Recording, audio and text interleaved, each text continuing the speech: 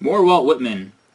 In the first version of Song of Myself, and Whitman did different revisions of Leaves of Grass, he published those poems, those books by himself, and so he would tweak the poems every time they came out.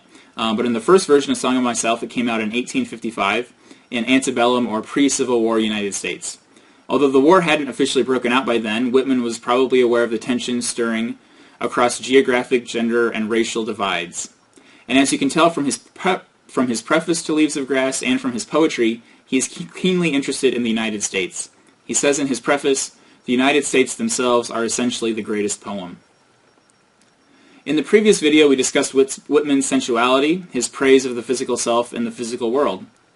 In a world that often places a premium on the mind over the body, it's easy to see Whitman's poetry as arguing in favor of a unity between the two.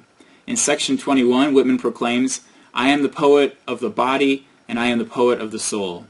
This makes sense when we apply a more modern scientific approach. Neuroscience tells us, after all, that without a body, we're nothing. Without the brain, which is a part of the physical being, we have no personality, no love, no desires, no emotions.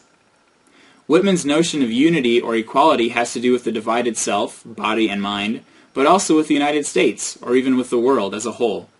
Just lines after this previous quote, he says, "I am a poet of the woman the same as the man, and I say it is great to be a woman as to be a man, and I say there is nothing greater than the mother of men." Earlier in section 4 he writes, "All the men ever born are also my brothers, and the women my sisters and lovers." In section 7, the sentiment continues, "I am the mate and companion of people." Whitman seems to encourage not just an equality of the self, the physical body no longer thought crude and vile and subservient to the mind, but an equality among selves. This becomes clear even when he is not making such grand proclamations. By the mere choice of his subject matter, he suggests equality.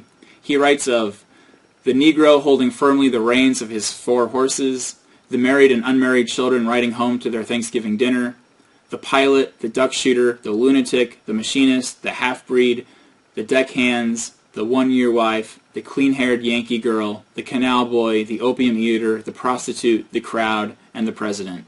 And actually the lists go on, but he has these long sections that are sort of narratives, and he populates them with a lot of different types of characters.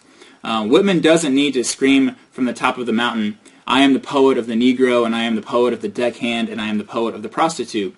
Instead, their very inclusion in a poem like this is a kind of democratization.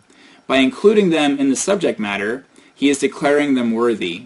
Whitman wrote a poem on the occasion of the death of President Lincoln, yes, but he is much more of a poet of the common man, which he also counts himself among.